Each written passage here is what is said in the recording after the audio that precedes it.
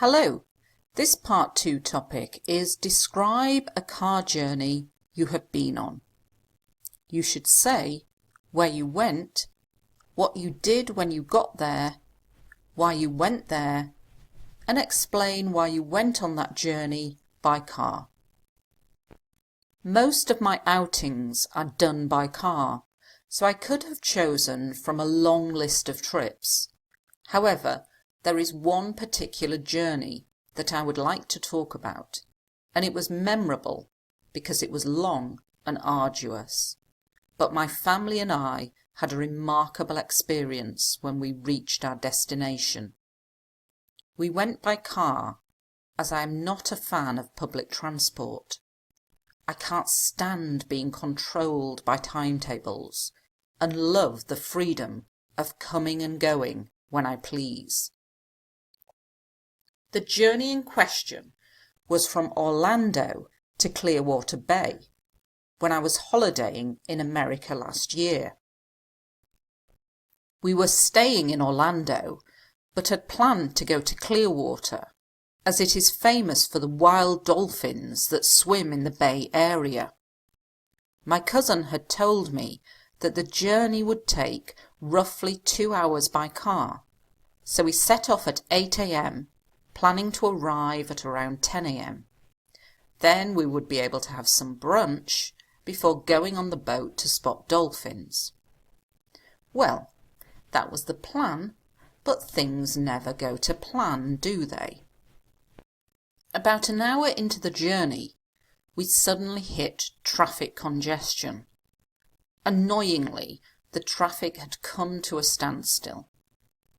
I tried to be optimistic and said it's probably only roadworks and we would be on our way soon. 5 hours later, we finally arrived at our destination. 3 hours later than planned. Grumpy, fed up and starving, we had a quick bite to eat and then bought tickets for the boat trip. We were all in a bad mood and nobody was talking. About 5 minutes into the boat trip, there was suddenly a gasp and a shout of, "Look!" We looked over the side of the boat and saw the most incredible sight. A pod of dolphins jumping in and out of the water. Instantly the grumpiness and tiredness that we were all feeling because of that horrendously long journey disappeared. And we were delighted that we had seen these amazing creatures in their natural habitat. Okay, so let's take a look at the language in this answer. It's about a journey, a trip. Another way of saying a journey or a trip is an outing.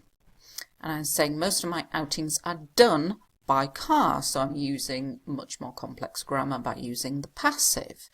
I could have chosen, you could use this for other topics. There were lots of things I could have chosen to talk about, and you've got a modal passive there. One particular journey, so just specifying this journey and making it more complex. It was memorable. You remember it for a long time. Arduous. It was very, very difficult. A great word to describe something that's difficult and tiring and very hard to do. It's arduous. A remarkable experience, a great experience. And for topics where you're talking about arriving somewhere, you can use the collocation to reach your destination. I'm not a fan of, I don't like. I can't stand being. Can't stand plus verb plus ing means I hate.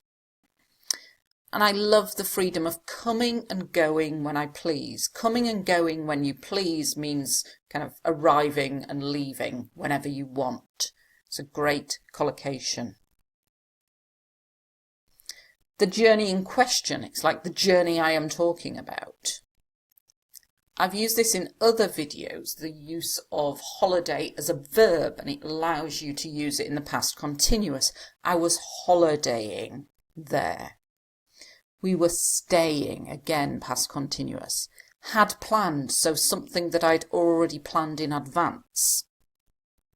Wild dolphins, so not dolphins in captivity like at SeaWorld, but the wild dolphins in the wild.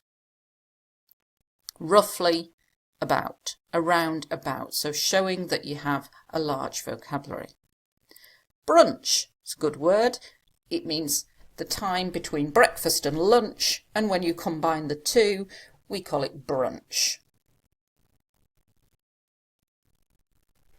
Traffic congestion, another way of saying a traffic jam.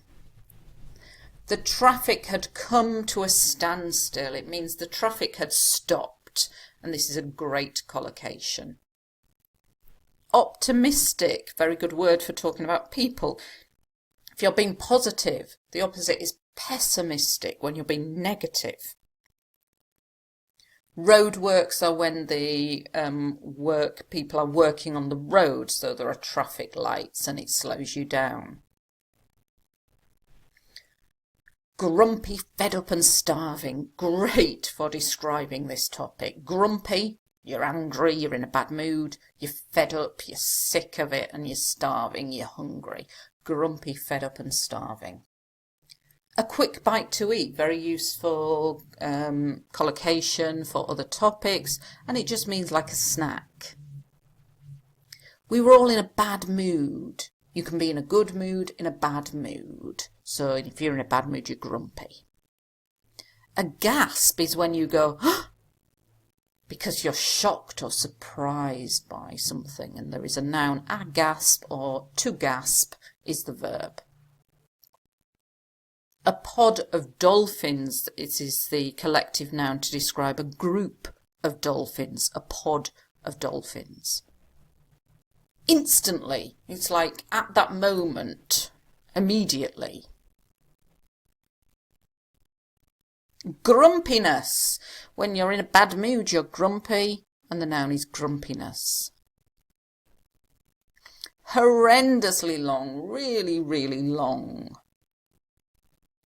Delighted, you're happy. These amazing creatures, I'm referring back to the dolphins. And natural habitat is where the dolphins live when they're in the wild. Thanks for watching.